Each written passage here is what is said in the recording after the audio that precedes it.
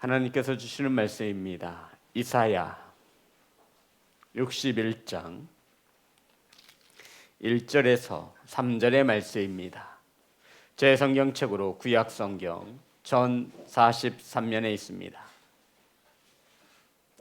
이사야 61장 1절에서 3절의 말씀입니다. 한 절씩 교독하여 올리겠습니다. 주 여호와의 영이 내게 내리셨으니 이는 여호와께서 내게 기름을 부으사 가난한 자에게 아름다운 소식을 전하게 하려 하심이라. 나를 보내사 마음이 상한 자를 고치며 포로된 자에게 자유를, 갇힌 자에게 노임을 선포하며 여호와의 은혜의 해와 우리 하나님의 보복의 날을 선포하여 모든 슬픈 자를 위로하되. 3절 다 같이 합니다. 시작. 무릇 시온에서 슬퍼하는 자에게 화관을 주어 그 죄를 대신하며 그 슬픔을 대신하며 찬송의 옷으로 그 근심을 대신하시고 그들이 위의 나무 곧 여호와께서 심으신 그 영광을 나타낼 자라 일컬음을 받게 하려 하심이라. 아멘. 기도하겠습니다. 은혜로우신 하나님, 이 시간 말씀을 선포합니다. 하나님의 말씀이 온전히 바르게 선포될 수 있도록 성령께서 일하여 주시옵소서.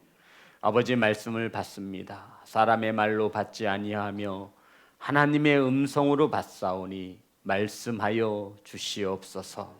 예수님의 이름으로 기도드렸습니다. 아멘. 앞으로 인사 나누겠습니다. 사랑합니다. 축복합니다. 함께 은혜 나누실 말씀의 제목은 시온에서 슬퍼하는 자에게 따라하겠습니다. 시온에서 슬퍼하는 자에게. 오늘 본문의 말씀은 저와 여러분이 이 땅에서 살아갈 때 아픔을 만나고 고통을 만나고 상처를 받았을 때 우리를 치유하시고 우리를 회복시키시는 한 분을 소개하고 있습니다.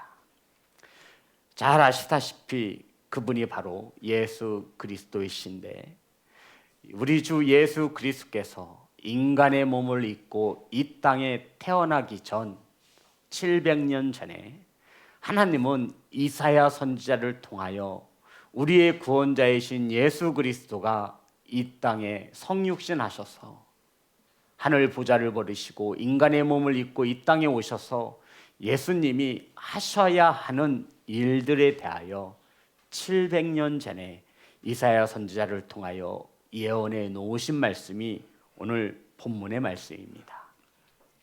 예수님께서 공생애의 사역을 시작하기 전에 회당에 들어가셔서 이 이사야의 말씀을 찾아서 읽으셨는데, 그 말씀을 우리 누가복음, 예수님께서 본격적으로 사역을 하시기 전에 회당에 들어가셔서 한 말씀을 찾아 읽었습니다.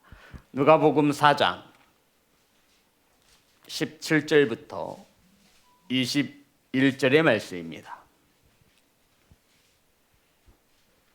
누가복음 4장 17절에서 21절의 말씀,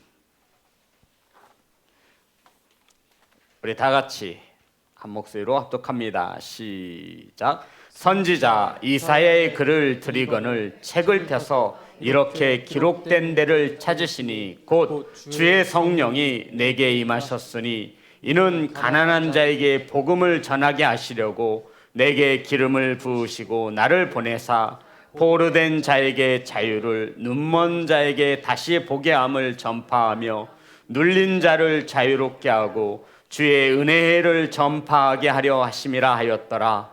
책을 덮어 그 맡은 자에게 주시고 앉으시니 회당에 있는 자들이 다 주목하여 보더라. 이에 예수께서 그들에게 말씀하시되 이 글이 오늘 너희 귀에 응하였느니라 하시니. 아멘.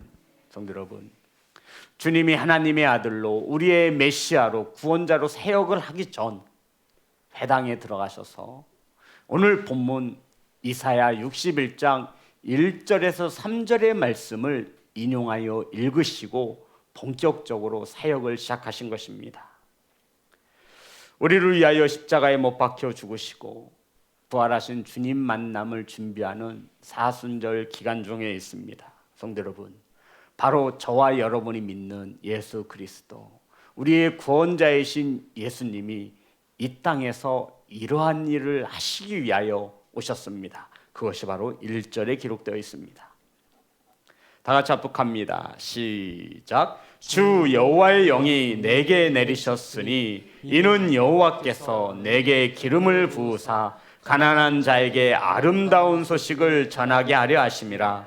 나를 보내사 마음이 상한 자를 고치며 보로된 자에게 자유를, 갇힌 자에게 노임을 선포하며. 성도 여러분, 주 여호와의 영이 내게 임하셨습니다. 하나님의 영이죠. 성령님을 말합니다. 또한 성령의 기름 부음을 받으셨습니다. 누가 지금 하나님의 영을 받고 하나님의 기름 부으심을 받았다라는 것이죠? 예수 그리스도가 말입니다. 성도 여러분, 예수님께서도 이 땅에 오셔서 사역을 행하실 때 성령의 충만함을 받아야 했고 성령의 기름 부으심을 받아야만 했습니다. 그래야 하나님의 뜻, 하나님과 동행하며 하나님의 뜻을 펼칠 수 있었다 말씀하고 있는 겁니다. 누가요? 예수 그리스도가 말입니다. 사도행전 10장 38절입니다.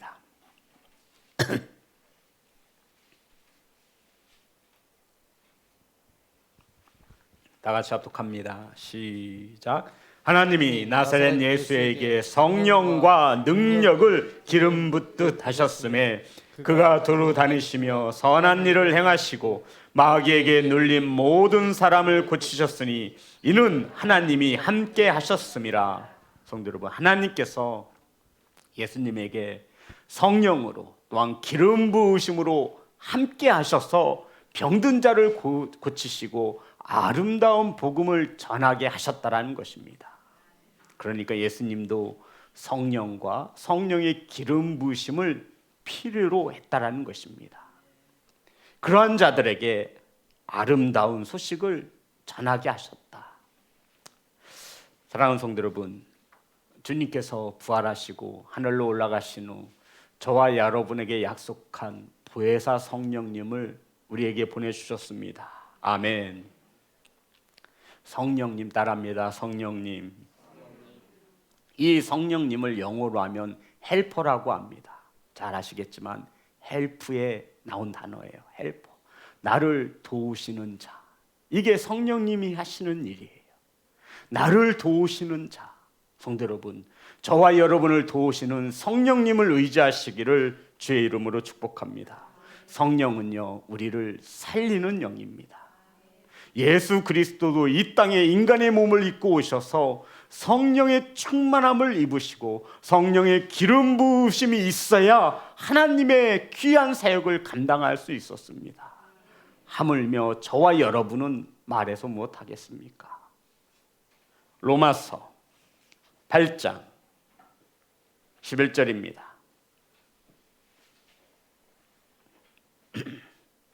다 같이 합독합니다. 시작.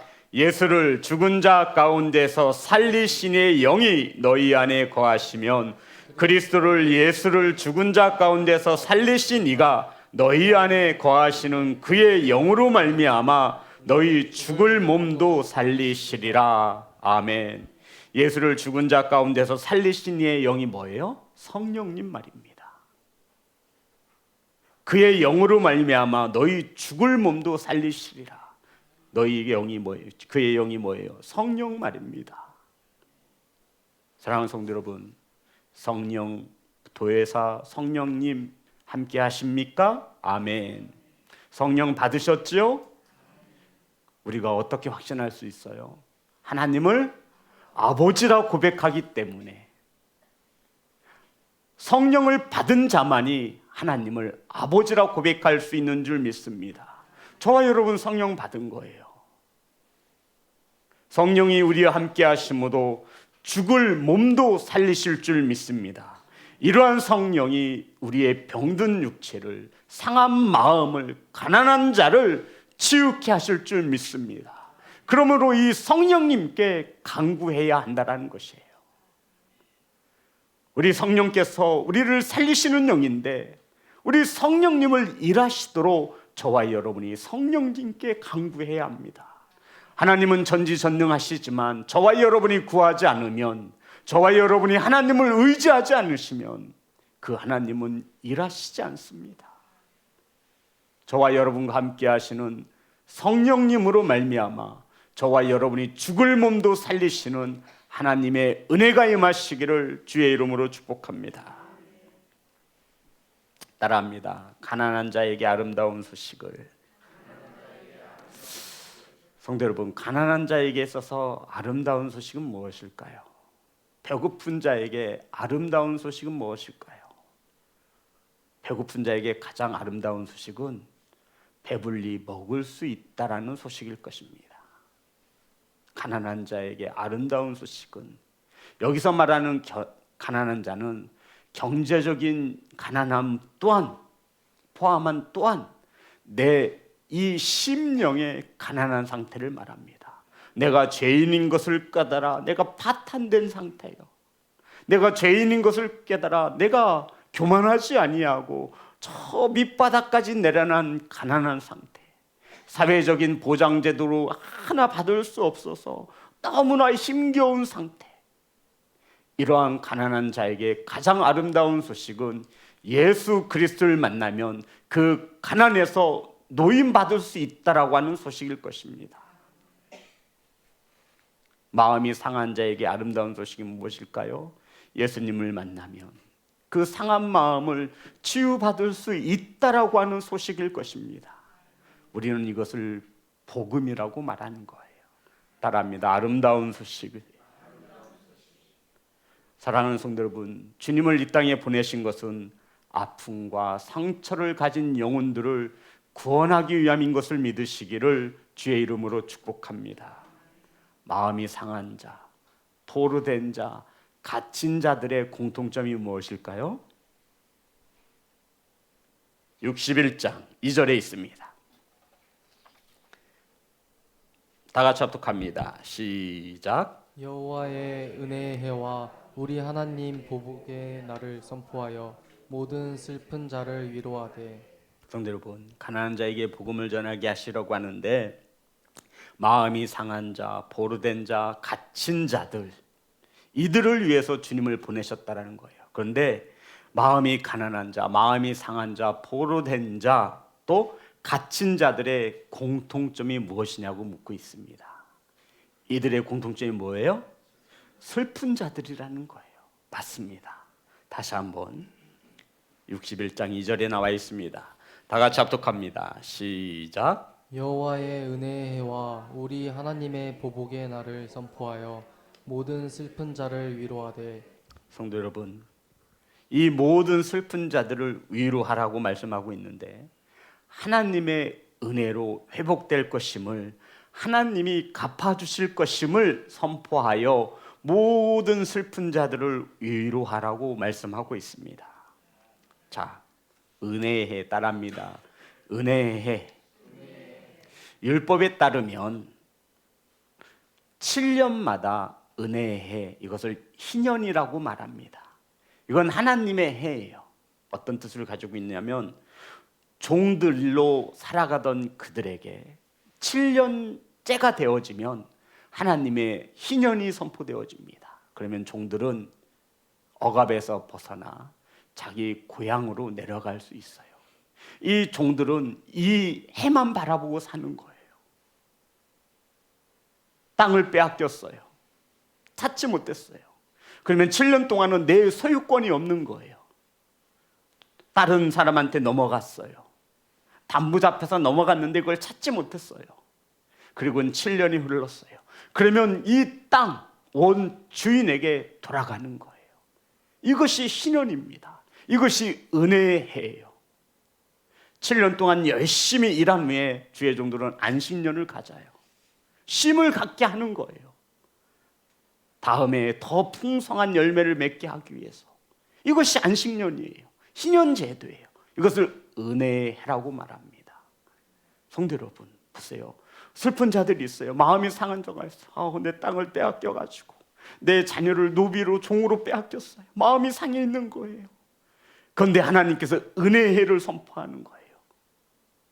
소망이 있어요, 없어요? 있지요. 또 보복의 날. 그런데 무슨 보복의 날이죠? 하나님 보복의 날, 이렇게 말씀하고 있는 거예요. 여호와의 정의로 심판하실 날이 온다라는 거예요. 하나님 보복의 날.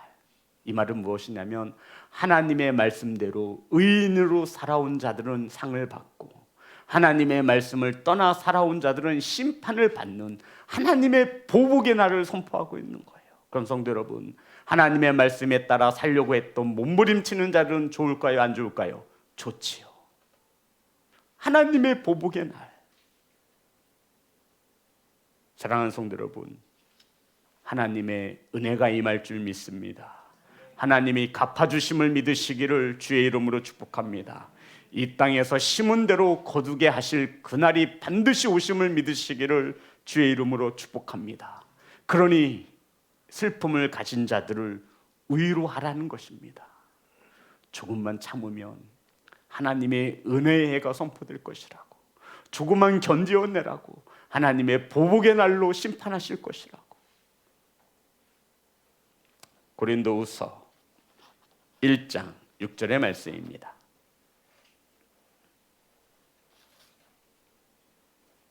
다 같이 합독합니다. 시작. 우리가 환난 당하는 것도 너희가 위로와 구원을 받게 하려는 것이요, 우리가 위로를 받는 것도 너희가 위로를 받게 하려는 것이니 이 위로가 너희 속에 역사하여 우리가 받는 것 같은 고난을 너희도 견디게 하시느니라. 아멘. 성도 여러분, 이 고린도서 1장 4절인가요? 잘 기억이 안 나는데 한번 찾아볼까요? 위로의 하나님이라고 성경은 기록하고 있습니다. 고린도서 1장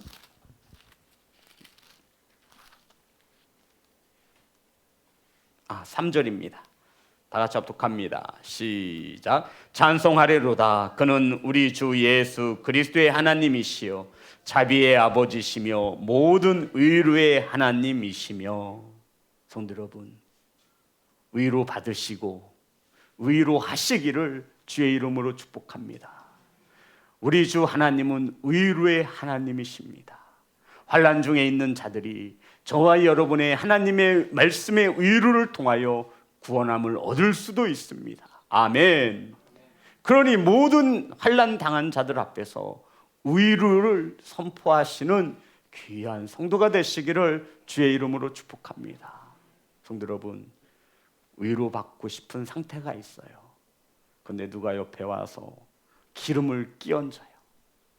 위로는 못해줄지언정. 그러면서 말합니다. 나는 속에 없는 말은 못한대요. 나는 바른 말만 할 거래요. 한 영혼은 죽어가고 있습니다. 성도 여러분, 무엇이 옳은지 구별하시기를, 분별하시기를 소망합니다. 그 죽어가는 영혼은 하나님께서 천하보다 귀하다 하신 영혼입니다. 그럼 어찌 해야 돼요? 저와 여러분, 위로하셔야 돼요. 하나님의 말씀으로 위로하시는 귀한 성도가 되시기를 주의 이름으로 축복합니다. 성도 여러분, 가난한 자나 마음이 상한 자나 갇힌 자나 슬픈 자는 모두 상처와 고통과 아픔을 가지고 있는 자들입니다. 바로 이들을 위해서 주님이 오셨습니다. 이 말은 성도 여러분, 이 중에 아픔 없는 자 누가 있어요? 마음이 상하지 않은 자가 누가 있어요? 포로된 자, 우리 다 포로가 되어 있잖아요. 물질의 포로도 될 수 있고요, 염려와 근심의 포로도 있습니다. 눌려 있지 않습니까? 여기에서 자유로울 자가 누가 있어요? 이런 저와 여러분을 위해 주님이 오셨다라는 것입니다. 사랑하는 성도 여러분, 그러니 주님의 위로가 필요합니다. 아름다운 소식, 복음을 전하여 말씀으로 위로받게 하시고 위로받는 성도가 되시기를 간절히 소망합니다. 성도 여러분, 주님의 위로가 어느 정도냐면요, 주님의 은혜가 어느 정도냐면요, 상처가 나면 치유를 하지 못하면 상처에서 냄새가 납니다. 썩은 내가 나죠. 근데 주님의 위로가 얼마나 대단하냐면 상처가 깨끗이 치유된 것으로 끝나지 않고 거기서 향기가 난다라고 성경은 말합니다. 슬픔이 지나간 것으로 끝나지 않고 그곳에 기쁨의 꽃다발이 생겨난다라고, 꽃다발이 씌워진다라고 말하고 있어요. 화관이란 말하죠. 근심이 사라진 그것으로 끝나지 않고 바로 그 근심이 사라진 후 입술에 찬송이 고백되어진다라고 말하고 있습니다. 상처와 아픔 속에 몸부림쳤던 우리들이 하나님의 영광을 드러낼 것이라고 말씀하고 있습니다. 이것이 이사야 61장 3절의 말씀입니다. 다 같이 압독합니다. 시작. 무릇 시온에서 슬퍼하는 자에게 화관을 주어 그 죄를 대신하며 기쁨의 기름으로 그 슬픔을 대신하며 찬송의 옷으로 그 근심을 대신하시고 그들이 의의 나무 곧 여호와께서 심으신 그 영광을 나타낼 자라 일컬음을 받게 하려 하심이라. 성도 여러분, 죄 대신 화관을, 이런 찬양 들어보셨잖아요. 그죠? 슬픔 대신에 이제 화관을 내어주시고 찬송의 배옷 대신에 찬송의 옷을 입히시고 우리 하나님께서 저와 여러분을 통해 영광 받으시겠다라고 말씀하고 있습니다. 그런데 한 가지 조건이 있죠. 제가 오늘 이 말씀을 우리 성도님들과 함께 은혜 나누려고 하는 거예요. 한 가지 조건이 뭐예요? 무릇 시온에서 슬퍼하는 자에게. 맞습니까? 자, 다시 한번 3절 띄워주세요. 다 같이 합독합니다. 시작. 무릇 시온에서 슬퍼하는 자에게 화관을 주어 그 죄를 대신하며 기쁨의 기름으로 그 슬픔을 대신하며 찬송의 옷으로 그 근심을 대신하시고 그들이 의의 나무 곧 여호와께서 심으신 그 영광을 나타낼 자라 일컬음을 받게 하려 하심이라. 슬퍼하는 자에게 화관을 내어주신대요. 꽃으로 만들어진 관입니다. 죄 대신 기쁨의 기름을 발라주신대요. 사람이 죽을 때 입는 베옷을 벗기시고 찬송의 옷을 입혀주신대요. 죄 많은 우리를 통하여 하나님이 영광 받으시겠대요. 이러한 축복에 단 하나의 조건이 있다라는 거예요. 그 조건이 뭐예요? 시온에서 슬퍼하는 자에게. 따라합니다. 시온에서 슬퍼하는 자에게. 이러한 은혜를 입기 위한 조건은 단 하나예요. 시온에서 슬퍼하라는 거예요. 성도 여러분, 슬픔 당하잖아요. 그런데 이게 상처와 있고 고통을 당할 때 세상에서 슬퍼하는 자들이 있어요. 신세를 한탄하면서 주님을 믿는 자들과는 너무나 무관한 슬픔을 가진 자들이 있어요. 시온에서 슬퍼하는 자라는 것은 성도 여러분, 시온을 떠나지 않는 것을 말하는 거예요. 그래서 우리는 반드시 시온에서 슬퍼해야 한다는 거예요. 여기서 말하는 시온은 예루살렘을 말하는 거예요.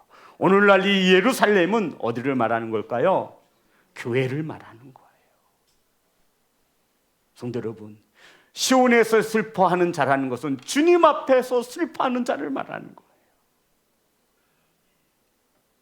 사랑하는 성도 여러분, 주님 앞에 저와 여러분의 아픔과 고통과 상처를 내놓고 슬퍼하는 자에게 화관을 씌워주신다 약속하셨습니다. 더 이상 머리에 재를 뿌리지 않아도 돼요. 어디에서 슬퍼하는 자에게? 시온은 오늘날 믿음의 신앙의 공동체인 교회를 말하는 것입니다. 사랑하는 성도 여러분, 이제 슬픔의 때는 지나갔습니다. 하나님의 은혜로 죄를 뿌렸던 그곳에 하나님이 꽃으로 아름다운 관을 만들어 씌우신다 말씀하고 있습니다. 원망과 불평에 옷을 벗게 하시고 찬송의 옷을 입게 하십니다. 우리가 입으로 얼마나 원망과 불평을 많이 합니까? 그런데 그 입술에 하나님을 찬송케 하시는 옷으로 입혀주신답니다. 죄 많은 우리를 통하여 하나님이 영광을 나타내시겠다 말씀하고 있는 것입니다. 이러한 하나님의 은혜와 하나님의 축복이 임하시기를 주의 이름으로 축복합니다. 단 하나의 조건이 있어요. 어디에서 슬퍼해야 돼요? 시온에서 슬퍼해야 합니다. 주님 앞에서 슬퍼할 수 있기를 소망합니다. 주님, 저 가난한 자입니다. 주님, 저 마음이 상한 자입니다. 주님, 저 포로된 자입니다. 세상의 쾌락으로 포로가 되었습니다. 주님, 저 갇혀 있습니다. 도박에 갇혀 있고 내 힘으로는 도저히 헤어나올 수 없습니다. 주님 앞에서 자신의 슬픔을 토로하라는 것입니다.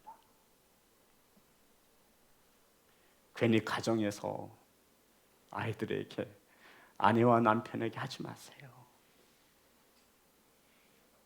저와 여러분이 슬픔을 토로할 장소는 오직 하나, 하나님의 성전, 주님 앞인 것을 믿으십니까? 아멘.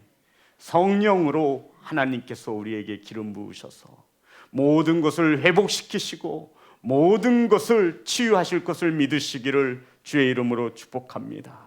사랑하는 예배자 여러분, 교회를 떠나지 마시고 성전 안에서 애통해함으로 주님 앞에 슬픔을 토로하시는, 애통하시는 귀하고 복된 성도가 되시기를 간절히 소망합니다. 저와 여러분의 슬픔을 거두시고 화관을 내어주실 것입니다. 저와 여러분의 머리에 더 이상 죄를 뿌리는 일은 없을 것입니다. 저와 여러분의 입술에 찬송이 흘러 넘치게 하실 것입니다. 죄인된 저와 여러분을 통하여 하나님은 영광 받으실 것입니다. 그러니 저와 여러분 시온을 떠나지 아니하고 하나님의 성전을 즐거이 찾으시고 주님 앞에 나의 아픔과 상처를 쏟아내 놓으시는, 주님이 의로하심을 믿으며 내 아픔과 상처를 애통함으로 하나님께 아뢰시는 성도가 되시기를 간절히 소망합니다. 그러면 우리는 하나님의 위로를 통하여 우리는 치유되어지고 아멘, 회복되어질 수 있습니다. 성도 여러분, 예수 그리스도를 믿는 자녀들이니 고난 앞에서, 환난 앞에서 대하는 자세와 삶의 태도가 달라야 하지 않겠습니까? 그것은 바로 시온을 떠나지 않는 것입니다. 많은 그리스도인들이 어려움을 당했을 때 가장 먼저 하는 것은 시온을 떠나가는 것입니다. 그럴 수밖에 없어요. 성령의 충만함을 받지 못하면, 성령의 기름 부음이 없으면 여전히 이 땅에서의 삶의 주인은 내 자신이 되기 때문입니다. 주님도 이 땅에서 사역을 하실 때 성령의 충만함을 입으시고 기름 부음을 입으셨습니다. 하물며 저와 여러분 어찌하겠습니까? 사순절 기간을 보내고 있습니다. 성령의 충만함, 말씀과 기도인 것을 믿으시기를 간절히 소망합니다. 찬송의 옷을 입으시기를 주의 이름으로 축복합니다. 우리 하나님 앞에 찬양합니다.